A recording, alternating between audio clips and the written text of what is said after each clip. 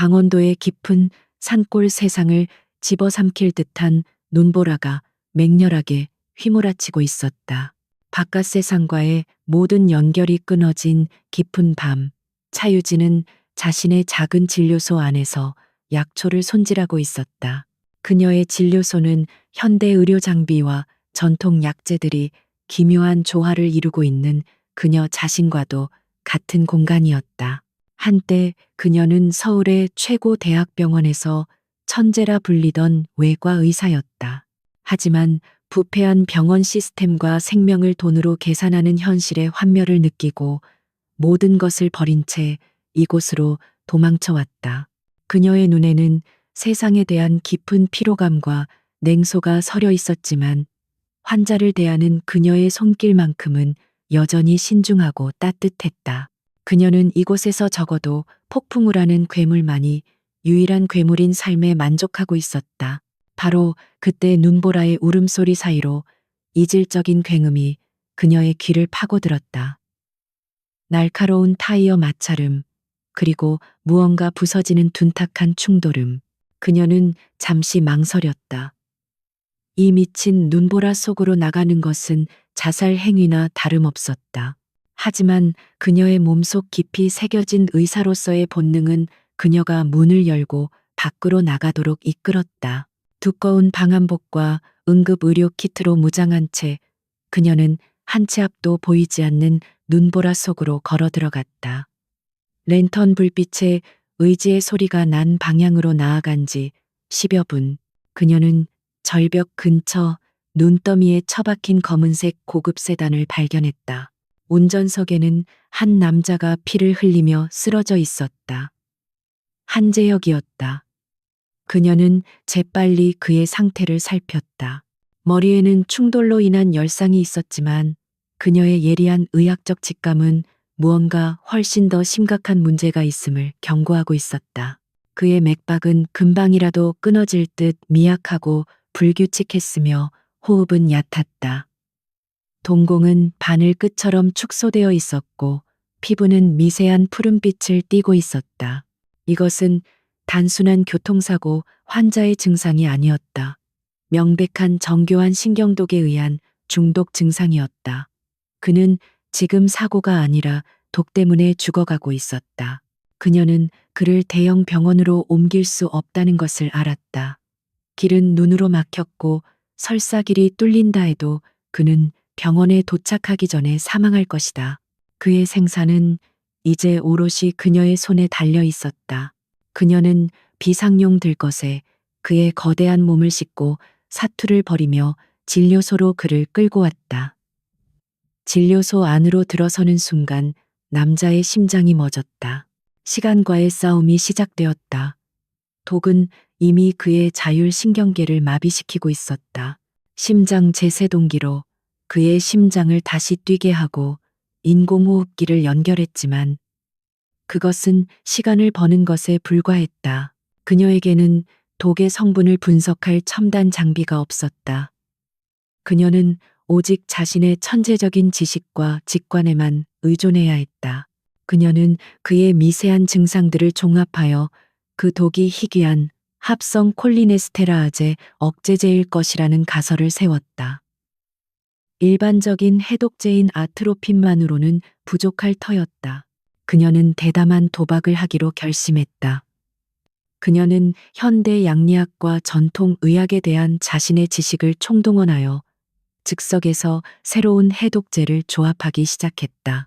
강력한 아트로핀에 신경 보호 효과가 있다고 알려진 희귀 약초에 정제된 추출물을 혼합하는 그 어떤 의학 교과서에도 나오지 않은 위험한 시도였다. 그녀의 손은 엄청난 압박감 속에서도 조금의 떨림도 없이 조합된 해독제를 주사기에 담아 그의 정맥에 주사했다. 길고 긴 침묵이 흘렀다. 진료소 안에는 그의 심장 박동을 알리는 모니터의 규칙적인 기계음과 인공호흡기의 씩씩 거리는 소리만이 가득했다. 얼마 후 기적이 일어났다. 그의 불안정하던 바이탈 사인이 서서히 안정을 되찾기 시작했다. 피부의 푸른빛이 옅어지고 맥박이 힘을 되찾았다. 그녀의 도박이 성공한 것이다. 그녀는 죽음의 문턱 바로 앞에서 한 남자를 끌어당겨 되살려냈다. 탈진한 그녀는 의자에 주저앉아 자신이 방금 살려낸 낯선 남자의 얼굴을 바라보았다. 그의 손목에 채워진 값비싼 시계피로 얼룩졌지만 최고급 원단으로 만들어진 수트. 그는 그녀와는 완전히 다른 세상의 사람이었다. 그녀는 자신이 방금 대한민국에서 가장 강력한 CEO 중 한 명을 구했다는 사실을 알지 못했다. 그녀는 그저 단순한 교통사고가 아닌 훨씬 더 사악한 무언가의 희생자인 한 명의 환자를 얻었을 뿐이었다. 미스터리는 시작되었고 그녀는 이제 그 미스터리의 중심에 서게 되었다. 며칠 후 세상을 집어삼킬 듯했던 눈보라가 먹고 고요한 아침이 찾아왔다. 하지만 차유진의 작은 진료소를 둘러싼 세상은 여전히 눈으로 만들어진 하얀 감옥이었다. 한재혁은 낯선 천장을 바라보며 천천히 눈을 떴다. 머리는 깨질 듯이 아팠고 온몸은 납처럼 무거웠다. 소독약과 낯선 약초 냄새가 코를 찔렀다. 그의 곁에서 한 여자가 그의 바이탈 사인을 체크하고 있었다. 차유진이었다. 정신이 드세요. 여기가 어딘지, 당신이 누군지 아시겠어요? 그녀의 목소리는 임상적이고 감정이 배제되어 있었다. 남자는 대답하려 했지만 그의 머릿속은 텅 빈 안개처럼 막막했다. 자신의 이름, 과거 그가 왜 이곳에 있는지 아무것도 기억나지 않았다. 그의 뇌리에서 유일하게 떠오른 단어는 그의 이름뿐이었다. 재혁, 내 이름은 재혁입니다. 신경독과 두부 외상이 함께 만들어낸 심각한 기억 상실이었다. 그 순간부터 두 사람의 관계는 새롭게 정립되었다. 그는 자신의 과거를 잃어버린 채 오직 재혁이라는 이름만 가진 남자가 되었다. 그리고 그녀는 그의 유일한 보호자이자 감정이 없는 주치의 차 선생이 되었다. 그가 회복하는 동안 그들의 일상은 조용하고 규칙적으로 흘러갔다. 그녀는 그의 상처를 소독하고 붕대를 갈아주었고 약초를 넣은 담백한 죽을 끓여주었으며 그의 상태를 끊임없이 관찰했다. 이 고요하고 단조로운 일상의 순간들 속에서 두 사람 사이에는 마지못해 시작된 유대감이 싹트기 시작했다. 그는 그녀에게 매료되었다. 그는 기억을 잃었지만 사물의 본질을 꿰뚫어보는 분석적인 성격만은 그대로 남아 있었다. 그는 그녀의 모든 행동을 관찰했다. 그녀의 유능함, 그녀의 조용한 강인함, 그리고 가끔씩 그녀의 눈에 스치는 깊은 슬픔의 그림자. 그는 그녀가 단순한 시골 의사가 아니라는 것을 직감했다. 그녀 역시 그에게 흥미를 느꼈다. 그는 다루기 힘든 환자였지만 동시에 거부할 수 없는 매력을 가지고 있었다. 그는 육체적으로는 쇠약했지만 그가 가진 내면의 회복력과 애써 숨겨도 숨길 수 없는 권위적인 분위기는 그대로 남아 있었다. 노동자의 것이라고는 할 수 없는 그의 부드러운 손, 교양 있는 말투. 그는 평범한 남자가 아니었다. 낮 동안 그녀는 그의 간병인이었지만 밤이 되면 그녀는 다시 냉철한 과학자로 돌아왔다. 그녀는 자신의 작은 연구실에서 그에게서 채취한 혈액 샘플을 분석했다. 가스 크로마토그래피와 질량 분석기를 통해 그녀는 자신의 가설을 확인했다. 그것은 매우 복잡하고 정교한 합성 신경독이었다. 그리고 더 중요한 것은 그것이 시중에서는 절대 구할 수 없는 최고 수준의 바이오 제약 연구소에서나 만들어낼 수 있는 실험적인 물질이라는 사실이었다. 이것은 결정적인 발견이었다. 이것은 단순한 사고나 무작위 공격이 아니었다. 이것은 맞춤 제작된 무기를 사용한 명백한 암살 시도였다. 그녀가 생각했던 것보다 이 사건의 판은 훨씬 더 크고 위험했다. 그러던 어느 날 밤 두 사람의 관계에 작은 균열을 만드는 사건이 일어났다.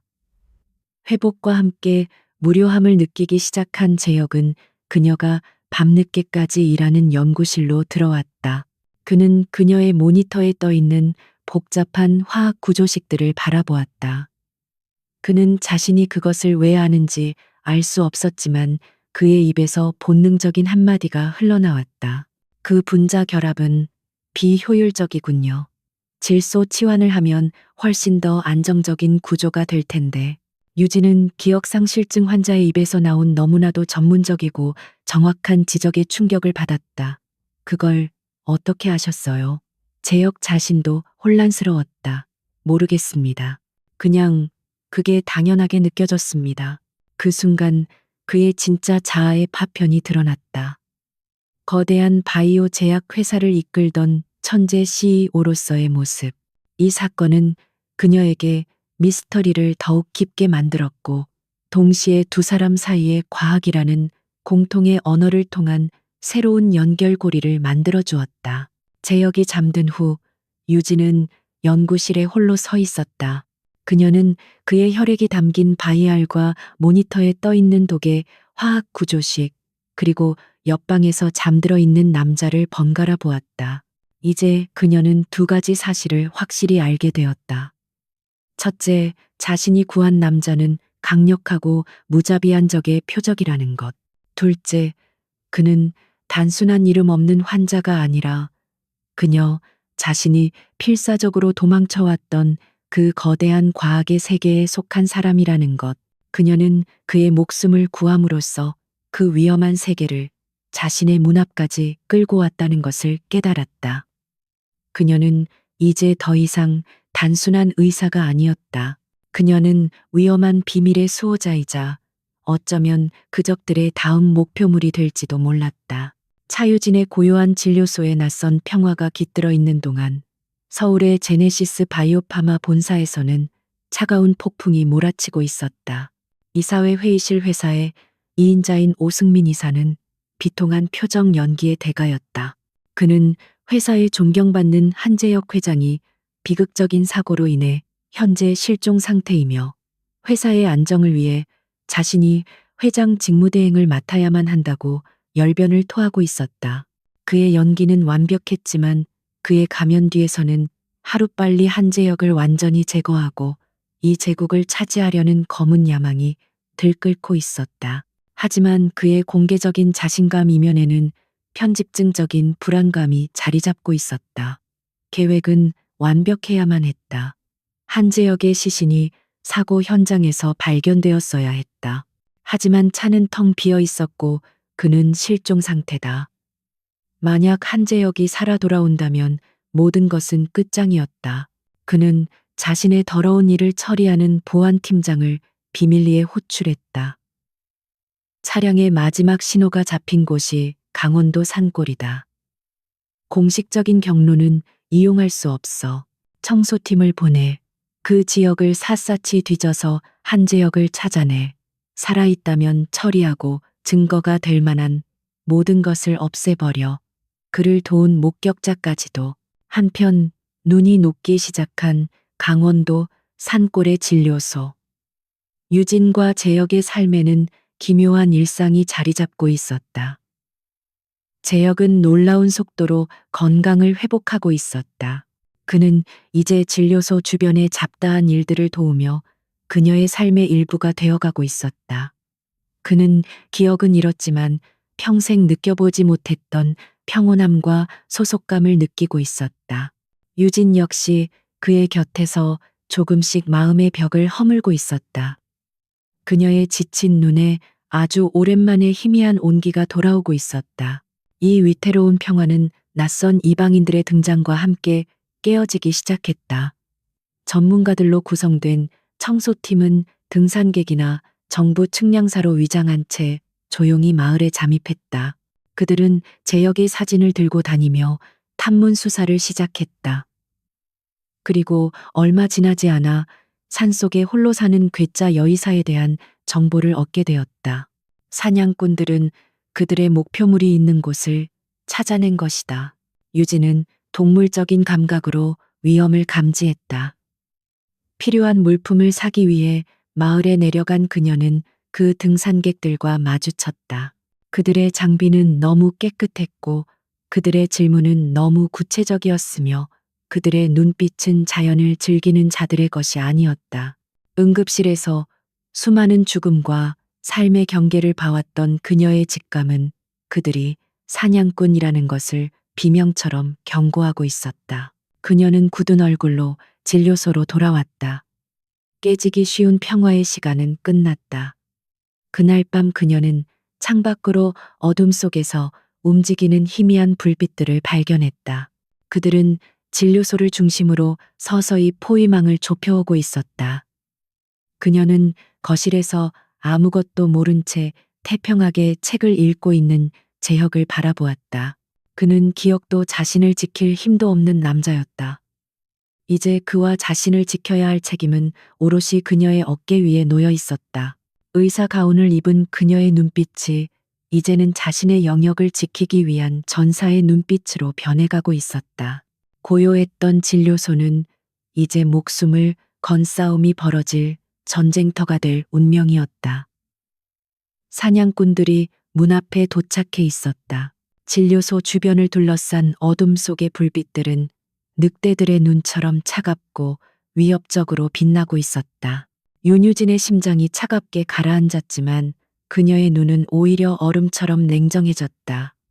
지난 몇 년간 그녀는 세상의 모든 위험으로부터 도망쳐왔다. 하지만 이제 위험이 그녀의 문 앞까지 찾아왔다. 더 이상 도망칠 곳은 없었다. 그녀의 첫 번째 행동은 자신의 환자를 보호하는 것이었다. 그녀는 책을 읽고 있던 한재혁에게 다가가 그의 어깨를 단단히 붙잡았다. 지금부터 위험한 상황입니다. 아무것도 묻지 말고 제가 시키는 대로만 하세요. 그녀의 목소리는 조용했지만 그 안에는 거부할 수 없는 권위가 실려 있었다. 기억을 잃은 재혁은 그가 누구인지도 모르는 이 여자의 본능적인 리더십에 모든 것을 맡기기로 했다. 그녀는 그를 약초와 의료품을 보관하는 강화된 지하 저장고로 이끌었다. 이제 진료소는 그녀의 요새가 되었고 그녀는 의사가 아닌 전략가가 되었다. 그녀에게는 총이나 첨단 무기가 없었다. 그녀의 무기는 바로 이 진료소 그 자체, 그리고 의학과 화학, 그리고 이 척박한 자연에 대한 그녀의 깊은 지식이었다. 그녀는 함정을 설치하기 시작했다. 첫째, 심리전. 그녀는 진료소 외벽에 강력한 조명들을 이용했다. 갑자기 주변을 대낮처럼 밝혔다가 다시 암흑으로 만드는 것을 반복하며 외부의 적들에게 혼란과 불안감을 심어주었다. 둘째, 화학적 방어. 그녀는 연구실에서 캡사이신과 암모니아 화합물을 이용해 강력한 화학적 자극제를 만들었다. 그리고 그것을 압력 감지기에 연결하여 진료소의 주 출입구 근처에 설치했다. 치명적이지는 않지만 충분히 효과적인 부비 트랩이었다. 셋째, 환경적 함정. 그녀는 진료소 주변의 숲을 자신의 손바닥처럼 꿰뚫고 있었다. 그녀는 침입자들의 예상 경로에 과거 작은 동물들을 잡기 위해 설치해 두었던 덫들을 다시 설치했다. 그리고 얼어붙은 계곡이 눈이 얇게 덮여 있는 가장 취약한 지점을 기억해 두었다. 마침내 청소팀의 침투가 시작되었다. 전문가들로 구성된 그들은 조용하고 신중하게 진료소로 접근했다. 하지만 그들은 자신들이 상대하는 것이 힘없는 여의사 한 명이라는 오만함에 빠져 있었다. 선두에 섰던 두 명의 대원이 유진이 설치한 함정에 차례로 걸려들었다. 한 명은 화학적 자극제에 노출되어 비명을 지르며 쓰러졌고 다른 한 명은 발목에 덫이 걸려 무력화되었다. 완벽했던 그들의 작전 계획은 예상치 못한 저항 앞에서 순식간에 혼란에 빠졌다. 지하 저장고에 숨어있던 재혁은 바깥의 소동을 들으며 무력감에 휩싸였다. 통제하는 것에 익숙했던 그의 본능이 이 상황을 가만히 두고 보지 못하게 했다. 그는 어둠 속에서 저장고의 동력 시스템을 분석하기 시작했다. 그리고 그는 진료소의 전력 시스템의 과부하를 일으켜 순간적으로 강력한 서지, 썰지를 발생시킬 수 있는 방법을 찾아냈다. 그는 이 정보를 비상용 무전기를 통해 유진에게 전달했다. 청소팀의 리더는 예상치 못한 피해에 분노하며 전면 공격을 지시했다. 그들이 야간 투시경에 의지해 진료소의 문을 부수고 진입하려는 순간 유진은 제역이 알려준 방법대로 전력 서지를 일으켰다. 펑하는 소리와 함께 침입자들의 야간 투시경이 모두 과부하로 타버렸다. 그들의 눈이 순간적으로 암흑에 휩싸인 바로 그 찰나 유진은 움직였다. 그녀는 그들이 영원히 버틸 수 없다는 것을 알았다. 그녀의 모든 함정은 적을 물리치기 위한 것이 아니라 시간을 벌기 위한 것이었다. 그녀에게는 마지막 카드가 남아 있었다. 그녀가 만약을 대비해 오래전부터 만들어 두었던 지하 저장고에서 숲속 깊은 곳으로 이어지는 비밀 탈출로였다. 몇 분 후 청소팀이 마침내 진료소 내부로 진입했을 때 그들을 맞이한 것은 텅 빈 공간과 매캐한 화학약품 냄새, 그리고 작동된 함정들의 흔적뿐이었다. 팀 리더는 테이블 위에 놓인 의료 차트 하나를 발견했다. 그 위에는 복잡한 화학 구조식 하나와 짧지만 강렬한 메시지가 적혀 있었다. 너무 늦었어. 그것은 유진이 합성해낸 해독제의 화학식이었다. 그 시각 유진과 제혁은 비밀 통로를 통해 눈 덮인 어두운 숲속을 빠져나가고 있었다. 그들은 진료소라는 요새를 잃었지만 목숨을 건졌다. 그들은 이제 돌아갈 성역도 없이 쫓기는 도망자가 되었다. 진료소에서의 전투는 끝났지만 진짜 전쟁은 이제부터 시작이었다. 적은 이제 그들이 함께 있다는 사실을 알게 되었다. 강원도의 눈 덮인 야생은 아름답지만 동시에 무자비했다. 진료소라는 요새를 벗어난 윤유진과 한재혁은 이제 거대한 자연과 보이지 않는 적이라는 두 개의 위협에 맞서 싸워야 하는 필사적인 도망자가 되었다. 이 모든 상황 속에서 빛을 발한 것은 유진의 놀라운 생존 능력이었다. 그녀는 의사였지만 동시에 자연을 읽을 줄 아는 사람이었다. 그녀는 눈 속에 숨겨진 사냥꾼의 낡은 오두막을 찾아내 임시 거처를 마련했고 불을 피웠으며 먹을 수 있는 나무 뿌리를 찾아내 허기를 달랬다. 제혁은 육체적으로는 쇠약했지만 묵묵히 그녀를 도우며 그녀의 강인함에 경외심을 느꼈다. 그는 그녀가 자신을 보호하고 있다는 사실에 무력감을 느끼면서도 동시에 난생 처음 느껴보는 강력한 보호 본능을 그녀에게 느꼈다. 이 극한의 고난 속에서 두 사람의 유대감은 말없이도 더욱 깊어지고 있었다. 하지만 그의 몸속에 남은 독은 이 위태로운 휴식을 허락하지 않았다. 탈출 과정에서의 극심한 육체적 소모는 그의 신경계에 남아있던 독을 다시 활성화시켰다. 그는 고열과 함께 경련 증상을 보이기 시작했다. 유진은 자신이 비상용으로 챙겨온 해독제를 다시 주사해야 한다는 것을 알았다. 그녀가 주사기에서 해독제를 그의 팔에 주사하는 순간 그의 눈이 주사기 속의 옅은 녹색 액체에 고정되었다. 그 독특한 색깔과 코끝을 스치는 희미한 약초 냄새, 그리고 그의 몸을 짓누르는 극심한 스트레스. 이 모든 것이 그의 굳게 닫힌 기억의 문을 여는 강력한 방아쇠가 되었다. 그의 머릿속에서 기억의 폭풍이 휘몰아쳤다. 그것은 선명한 영상이 아닌 혼란스러운 감각의 파편들이었다. 새하얀 실험실, 비커와 복잡한 화학 장비들, 슈퍼컴퓨터의 낮은 구동음, 제네시스 바이오파마 로고가 밝힌 실험복, 그리고 자신을 향해 웃고 있지만 그 눈은 전혀 웃고 있지 않던 한 남자의 얼굴. 그의 배신자 오승민 이사의 얼굴이었다. 그 얼굴은 모든 파편들 중에서 가장 선명했다. 마지막으로 자신의 사무실에서 오승민과 축배를 든 직후 목덜미에 느껴졌던 날카로운 바늘의 감촉과 온몸으로 퍼져나가던 차가운 혼란. 으악, 그는 머리를 감싸쥐며 고통스러운 비명을 질렀다. 유진은 그가 발작을 일으키는 줄 알고 급히 그의 곁으로 다가갔다. 그녀는 침착하게 그를 진정시켰다. 얼마 후 기억의 폭풍이 잦아들었을 때 그는 헐떡이며 눈을 떴다. 그의 눈에는 더 이상 과거를 잃어버린 자의 공허함이 아닌 끔찍한 진실을 마주한 자의 새로운 인식과 분노가 서려 있었다. 제네시스, 바이오파마. 그가 헐떡이며 말했다. 내 회사야. 그 자식, 오승민. 그가 날 죽이려 했어. 그의 기억은 여전히 불완전했다. 그는 자신의 삶의 세세한 부분이나 가족 관계 혹은 연구의 구체적인 내용은 기억하지 못했다. 하지만 음모의 핵심은 이제 명확해졌다.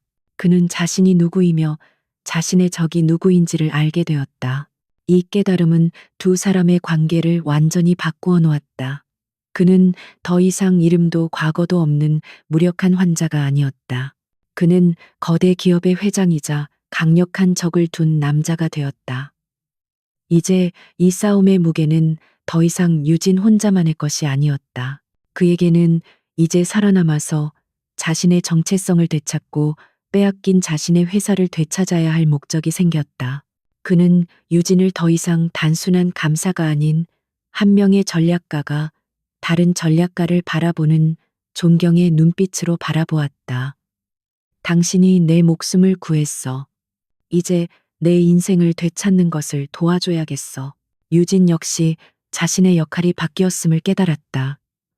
그녀는 이제 단순히 환자를 보호하는 의사가 아니었다. 그녀는 이제 반격을 계획하는 몰락한 왕의 유일한 동맹이었다. 차가운 오두막 안 타오르는 모닥불 앞에서 두 사람 사이에는 새로운 종류의 긴장감과 결의가 감돌았다. 그들은 더 이상 무언가로부터 도망치는 것이 아니었다. 이제 그들은 서울에서의 정면 대결을 향해 나아가고 있었다. 재혁이 새로 찾은 강렬한 눈빛으로 그녀에게 물었다. 당신이 만든 그 해독제, 화학 구조식을 알려줄 수 있겠어? 유진은 말없이 숯 조각을 들어 불에 탄 나무 껍질 위에 복잡한 화학식을 그려나가기 시작했다. 그를 죽일 뻔했지만 결국 그를 구하고 그의 기억까지 되찾아준 그 물질. 그것은 이제 다가올 전쟁에서 그들의 가장 강력한 무기가 될 것이다. 그들의 여정은 이제 생존이 아닌 복수와 탈환을 위한 것이 되었다. 강원도에서의 필사적인 탈출 이후 윤유진과 한재혁의 여정은 서울을 향한 험난한 여정으로 이어졌다. 그들은 더 이상 추격자들의 눈에 띌 수 있는 주요 도로를 이용할 수 없었다. 그들은 화물 트럭의 짐칸에 숨어들기도 하고 시골의 완행버스를 갈아타기도 하며 인적이 드문 산길을 걷기도 했다. 이 고된 여정은 그들의 새로운 파트너십을 시험하고 단련하는 과정이었다. 유진의 실용적인 생존 기술과 서서히 돌아오고 있는 재혁의 전략적인 사고가 결합되었. 그녀가 길을 찾고 식량을 구하는 동안 그는 적의 예상, 이동 경로를 예측하고 그들의 추적을 피할 수 있는 가장 안전한 동선을 계획했다. 좁고 불편한 공간 속에서 그들은 서로의 체온에 의지하며 말없이도 서로에 대한 신뢰와 유대감을 키워나갔다. 며칠 후 마침내 그들은 거대한 도시 서울에 잠입했다. 숲속의 위험이 맹수와 추위였다면 도시의 위험은 감시 카메라와 안면 인식 기술, 그리고 보이지 않는 인간 스파이들이었다.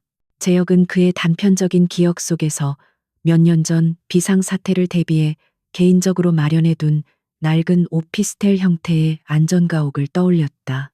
그곳은 회사의 그 어떤 공식 장부에도 기록되지 않은 완벽한 은신처였다. 안전가옥에 도착한 후 재혁은 자신이 혼자 싸울 수 없다는 것을 알았다. 그는 자신의 유일한 충신을 떠올렸다. 돌아가신 아버지 때부터 그를 보좌해온 박 부장이었다. 그는 오승민의 야심을 언제나 경계하던 사람이었다. 그는 암호화된 연락 방식을 통해 조심스럽게 박 부장과 접선했다. 박 부장은 처음에는 반신반의했지만 오직 두 사람만이 아는 과거의 암호를 재혁이 말했을 때 그는 감격의 눈물을 흘리며 그가 살아있음을 확인했다. 은밀한 장소에서 재회한 박 부장은 그동안 제네시스 바이오파마에서 일어난 모든 일들을 보고했다. 상황은 최악이었다. 오승민은 재혁의 충신들을 모두 이사회에서 숙청하고 회사를 완벽하게 장악했다. 그리고 그는 프로젝트 키메라라는 이름의 1급 비밀 프로젝트를 가속화하여 곧 있을 국제 바이오테크 컨퍼런스에서 중대한 발표를 준비하고 있었다. 프로젝트 키메라. 그 이름을 듣는 순간 재혁의 머릿속에서 또 다른 기억의 파편이 떠올랐다. 그것은 그가 사고를 당하기 직전 심각한 윤리적 문제로 중단을 지시했던 바로 그 프로젝트였다.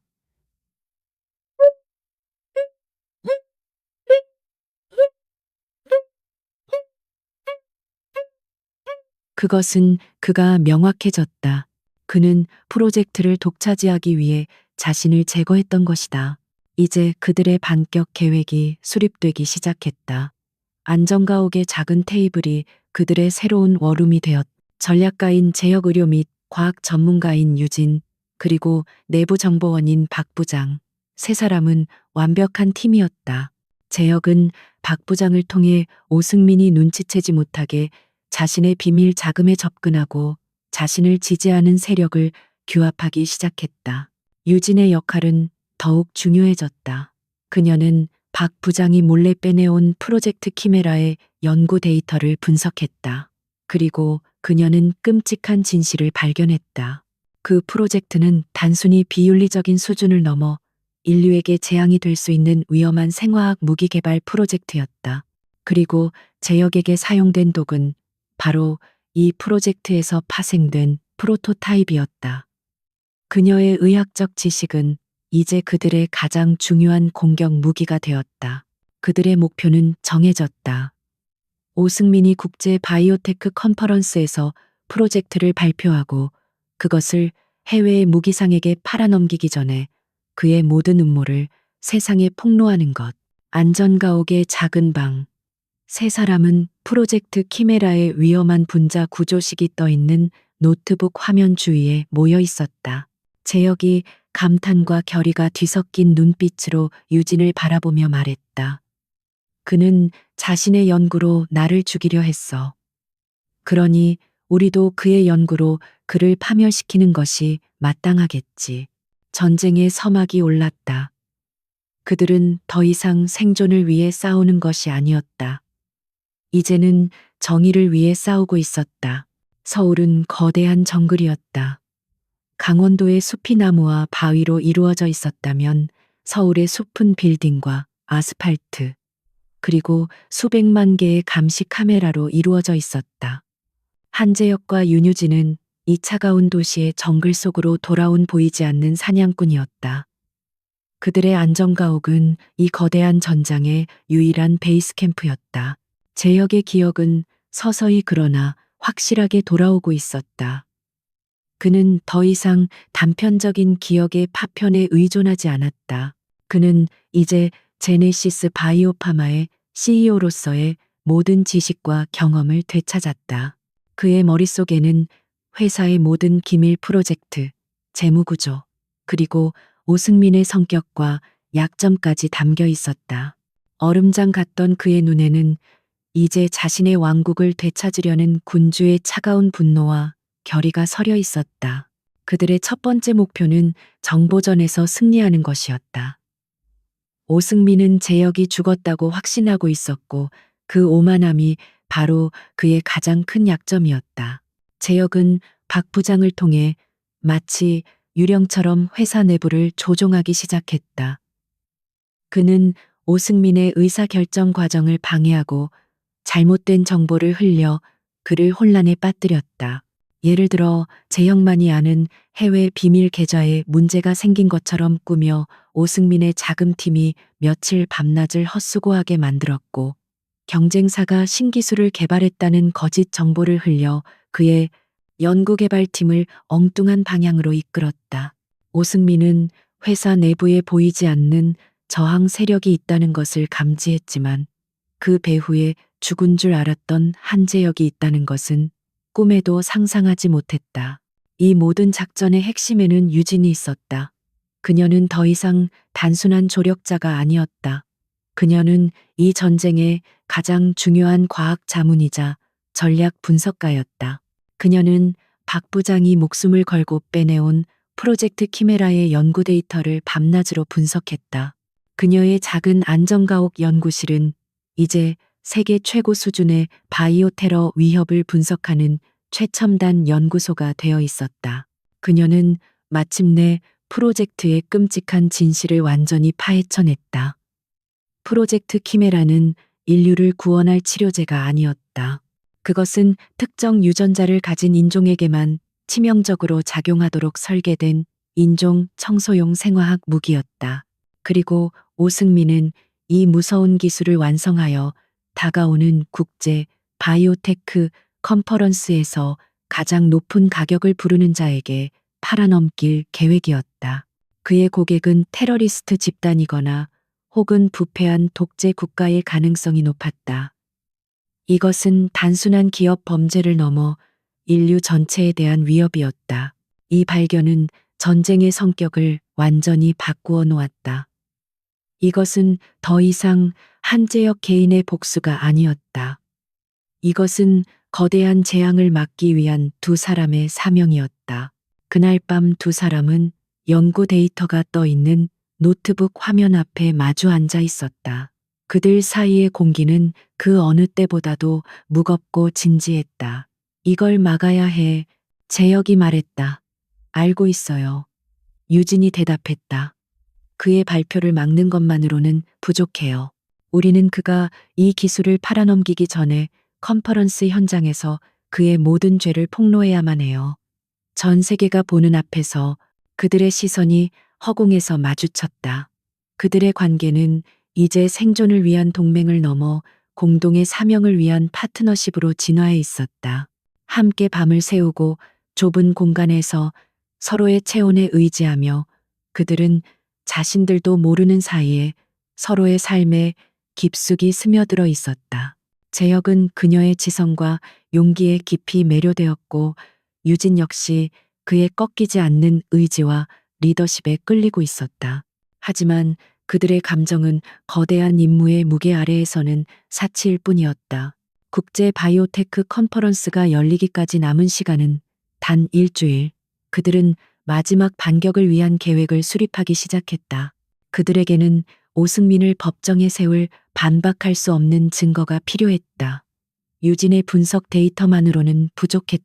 그들에게는 오승민이 직접 이 프로젝트와 연결되어 있다는 증거, 즉 그의 목소리나 서명이 담긴 스모킹건이 필요했다. 유진은 위험한 제안을 했다.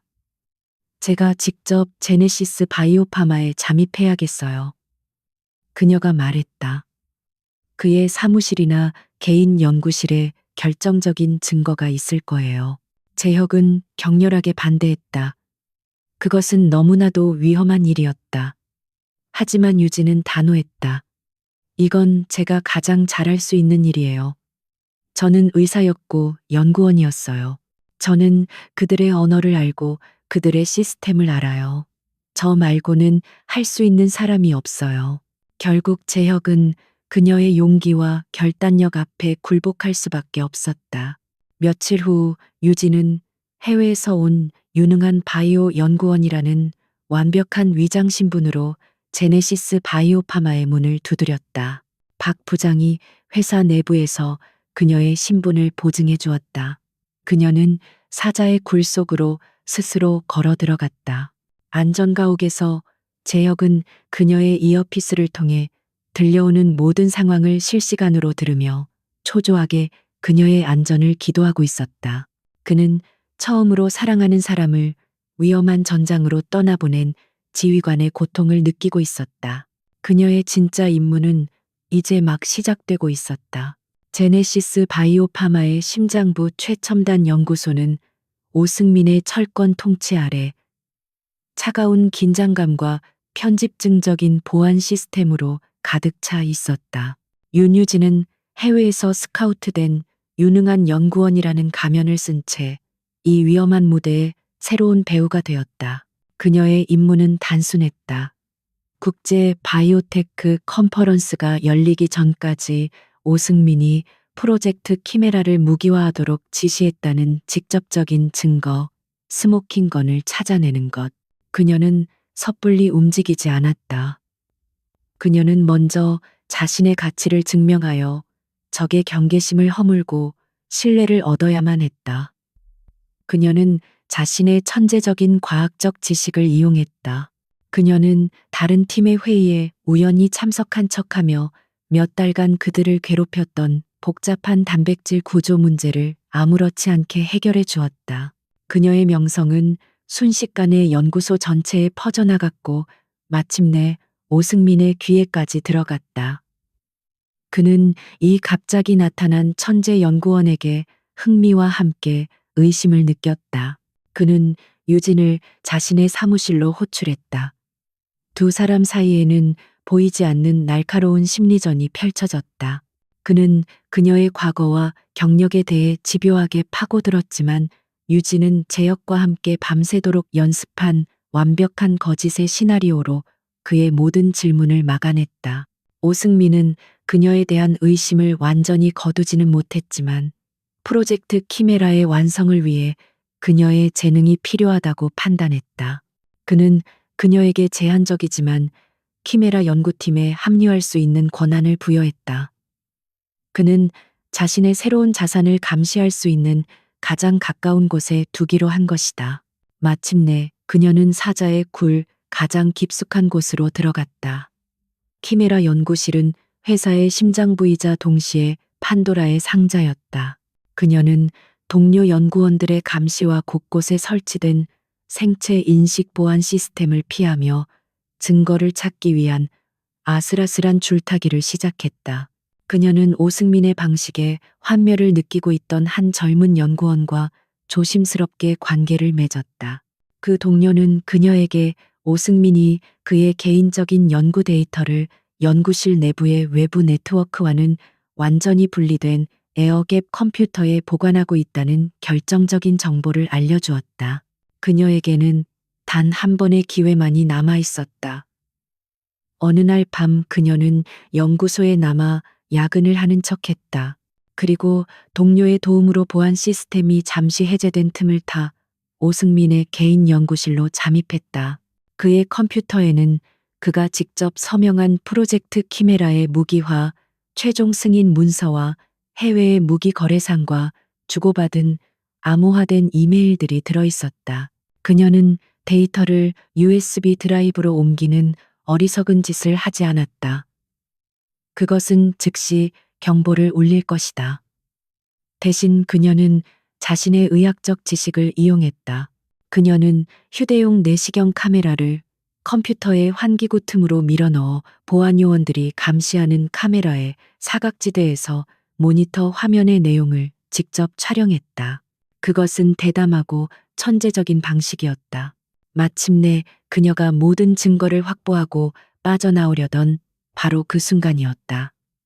연구실의 모든 문이 닫히며 날카로운 경보음이 울리기 시작했다. 그녀의 내부 동료가 발각되었거나 혹은 처음부터 모든 것이 그녀를 잡기 위한 오승민의 함정이었을지도 모른다. 그녀는 적의 요새 가장 깊은 곳에 완전히 갇혀버렸다. 보안 요원들이 그녀가 있는 곳으로 몰려오고 있었다.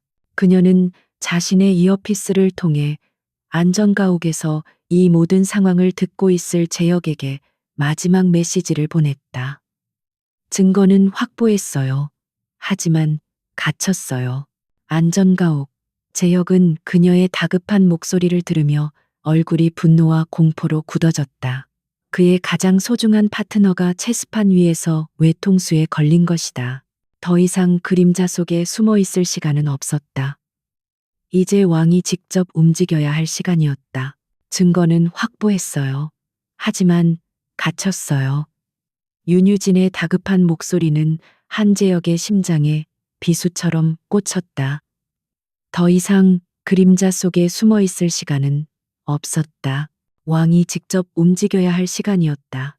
재혁은 대담한 계획을 실행에 옮겼다. 그는 회사의 비상 프로토콜 시스템의 회장으로서의 자신의 최고 권한으로 직접 접속했다.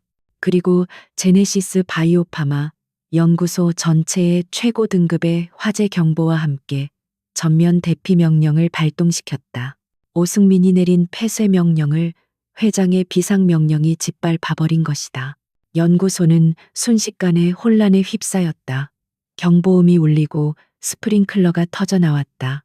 이 혼란을 틈타 미리 대기하고 있던 박 부장과 그의 충성스러운 보안팀이 움직였다.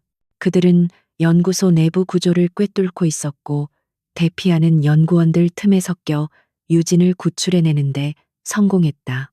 오승민은 침입자가 탈출했다는 사실은 알았지만 그가 누구인지 그리고 그가 무엇을 가지고 나갔는지는 알지 못했다. 안전가옥에 마침내 완전한 증거가 모였다. 운명의 날이 될 국제 바이오테크 컨퍼런스는 바로 다음 날이었다. 그들에게는 단 한 번의 기회뿐이었다. 그날 밤 그들은 마지막 도박이라 불릴 최후의 계획을 수립했다. 그것은 두 개의 전선에서 동시에 이루어지는 완벽한 협공이었다. 첫째 한재혁. 그는 컨퍼런스 현장에 유령처럼 다시 나타나 자신의 왕국을 되찾고 오승민을 직접 고발할 것이었다. 이것은 기업 전체를 뒤흔들 거대한 폭풍이 될 터였다. 둘째, 윤유진. 그녀는 재혁과 함께 나타나지 않을 것이었다. 그녀는 같은 시각 컨퍼런스 내 특별 학술 세션에서 세계 최고의 생명윤리학자들과 과학자들을 상대로 자신의 과학적 발견과 증거를 발표할 것이었다. 그녀의 공격은 오승민의 과학자로서의 명성과 윤리성을 완전히 파괴할 것이었다. 다음 날 서울 컨벤션 센터, 전 세계의 언론과 과학자 투자자들이 모인 컨퍼런스는 뜨거운 열기로 가득 차 있었다. 메인 무대 위 오승민은 제네시스 바이오파마의 기조 연설자로서 그의 권력의 정점에 서 있었다. 그는 프로젝트 키메라의 획기적인 성과를 교묘하게 포장하여 발표하며 비밀리에 접촉한 무기상들의 기대를 한껏 부풀리고 있었다. 바로 그가 연설을 마치려던 순간이었다. 강당의 거대한 문이 양쪽으로 활짝 열리고 한 남자가 천천히 무대를 향해 걸어 들어왔다. 죽은 줄 알았던 한재혁이었다. 강당은 충격과 경악으로 술렁였다. 수백 개의 카메라 플래시가 터져 나왔다. 재혁은 마이크를 잡고 홀 전체에 울려 퍼지는 목소리로 말했다. 그 자리는 내 자리인 것 같군요. 오승민 이사. 메인홀이 아수라장에 빠진 바로 그 시각. 컨퍼런스의 다른 한쪽 작은 학술 심포지엄룸. 차유진 박사는 신종 합성 신경독의 발현과 그 윤리적 고찰이라는 주제로 자신의 발표를 시작하고 있었다. 그녀는 침착하고 냉철하게 재혁에게 사용된 독의 화학 구조식을 스크린에 띄웠다. 그리고 이어서 오승민의 컴퓨터에서 빼낸 프로젝트 키메라의 연구 데이터를 공개하며 그것이 특정 유전자를 표적으로 하는 인종 청소용 생화학 무기임을 과학적으로 증명해냈다. 그녀의 증거는 반박할 수 없었다. 심포지엄에 참석한 석학들은 경악을 금치 못했다. 이 발표는 전 세계 과학계에 실시간으로 스트리밍되고 있었다. 그녀는 단순한 기업 범죄가 아닌 인류 전체에 대한 범죄를 고발한 것이다. 유진의 발표 내용은 순식간에 메인 홀까지 전해졌다. 이제 오승민은 단순한 기업 절도범이 아니라 살인 미수범이자 바이오 테러리스트가 되었다. 전 세계가 지켜보는 무대 위에서 모든 것이 폭로된 그는 완전히 고립되었다. 그와 거래하려던 무기상들은 흔적도 없이 사라졌고 그를 지지하던 모든 세력은 등을 돌렸다. 그는 미친 듯이 도망치려 했지만 이미 박 부장이 장악한 보안팀에 의해 퇴로는 차단된 후였다. 모든 것이 끝났다. 컨퍼런스 현장에서 오승민과 그의 핵심 공모자들은 국제사법기관의 요원들에게 체포되었다. 재혁은 무대 위에 서서 자신의 회사를 되찾았다. 그는 기자들에게 둘러싸여 있었지만 그의 눈은 군중 속에서 단 한 사람을 찾고 있었다. 마침내 그는 그녀를 발견했다. 유진은 발표를 마친 후 조용히 강당 뒤편에 서 있었다. 수많은 인파를 사이에 두고 두 사람의 시선이 허공에서 마주쳤다. 어떤 말도 필요 없었다. 그들은 승리했다. 그들은 회사를 구했고 어쩌면 세상을 구했을지도 모른다. 그들은 서로에게 깊은 존경과 안도 그리고 말로 표현할 수 없는 강렬한 유대감이 담긴 시선을 교환했다. 전쟁은 끝났다. 이제 그들의 새로운 시작을 위한 마지막 장만이 남아 있었다. 몇 달의 시간이 흘렀다. 세상은 다시 안정을 되찾았고 모든 것은 제자리로 돌아가는 것처럼 보였다. 오승민과 그의 공모자들은 국제사법재판소에서 바이오 테러 및 살인 미수 등 수많은 끔찍한 죄목으로 재판을 기다리고 있었다. 한재혁은 회장으로서의 자리에 복귀하여 어머니의 부재로 인한 그룹의 혼란을 수습하고 오승민이 남긴 부패의 잔재를 청소하며 제네시스 바이오파마를 윤리적인 기업으로 재탄생시키는 작업에 몰두했다. 그리고 차유진. 그녀는 세상을 구한 기적의 의사가 되었다. 전 세계 최고의 대학과 연구소에서 그녀에게 천문학적인 조건의 영입 제안이 쏟아졌다. 하지만 그녀는 그 모든 것을 거절했다. 명성과 거대 조직의 암투는 그녀가 오래전에 도망쳐 나왔던 바로 그 세계였다. 그녀는 제네시스 바이오파마의 윤리위원회 외부 자문 역할을 끝으로 조용히 서울을 떠났다. 그녀는 다시 눈 덮인 산골의 작은 진료소로 돌아갔다. 강태준은 자신의 왕좌를 되찾았지만 그의 마음은 텅 비어 있었다. 회의실의 숫자들과 끝없는 계약서들은 더 이상 그의 심장을 뛰게 하지 못했다. 그는 거울 속 자신의 모습을 보았다. 그는 그녀가 구해낸 무력하고 죽어가던 한 남자의 모습을 기억했다. 그녀는 단지 그의 목숨을 구한 것이 아니었다. 그녀는 그에게 더 나은 새로운 삶을 선물했다. 그는 자신의 회복이 그녀 없이는 결코 완성될 수 없다는 것을 깨달았다. 며칠 후 그는 모든 것을 뒤로하고 차를 몰았다. 그가 다시 모든 것이 시작되었던 강원도 산골의 그 진료소 앞에 섰을 때 계절은 바뀌어 있었다. 혹독했던 겨울의 눈은 모두 녹고 그 자리에는 생명의 푸른 싹이 돋아나고 있었다. 유진은 자신의 약초밭에서 평화로운 얼굴로 허브를 돌보고 있었다. 그는 권력자의 모습이 아닌 그녀가 돌봐주었던 재혁이라는 한 남자의 모습으로 그녀에게 다가갔다.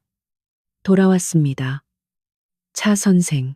그는 자신의 지난 몇 달에 대해 이야기했다. 회사와 이름과 인생을 되찾았지만 그것은 그녀가 구해준 삶이 아니었다고. 그녀가 구해준 삶은 약초죽과 함께 녹는 눈을 바라보던 작고 소박한 삶이었다고. 그리고 자신이 진짜로 원하는 삶은 바로 그 삶이라고. 나는 지난 몇 달간 내 회사를 재건했습니다. 하지만 내가 정말로 하고 싶은 것은 당신과 함께 내 남은 인생을 재건하는 겁니다. 당신이 없는 기업 제국은 나에게 아무런 의미가 없습니다. 그는 그녀의 앞에서 한쪽 무릎을 꿇었다. 그의 손에 들린 반지에는 거대한 다이아몬드 대신 그녀가 만들어낸 해독제의 화학 구조식이 정교하게 새겨져 있었다. 차유진 씨, 당신은 내 인생의 기적입니다. 나의 파트너, 나의 조언자, 나의 사랑이 되어 주시겠습니까? 나와 결혼해 주십시오. 그와의 이야기는 이제 끝났다고 생각했던 유진의 눈에 뜨거운 눈물이 차올랐다. 그는 그녀에게 부와 권력의 세계를 제안하는 것이 아니었다. 그는 평화와 의미가 있는 그녀의 세계로 기꺼이 걸어 들어오겠다고 약속하고 있었다.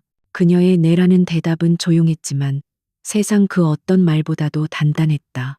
이야기는 화려한 결혼식으로 끝나지 않았다. 그것은 두 사람이 산으로 둘러싸인 작은 진료소의 정원에서 함께 서 있는 소박하지만 강력한 이미지로 끝을 맺었다. 그는 그녀와 함께하기 위해 자신의 제국을 잠시 떠나왔고, 그녀는 자신의 조용한 삶 속으로 마침내 세상과 사랑을 다시 받아들였다. 그들은 권력이나 부가 아닌 생존이라는 공동의 과거와 의미 있는 새로운 삶에 대한 약속 위에 세워진 그들만의 행복을 찾아낸 것이다.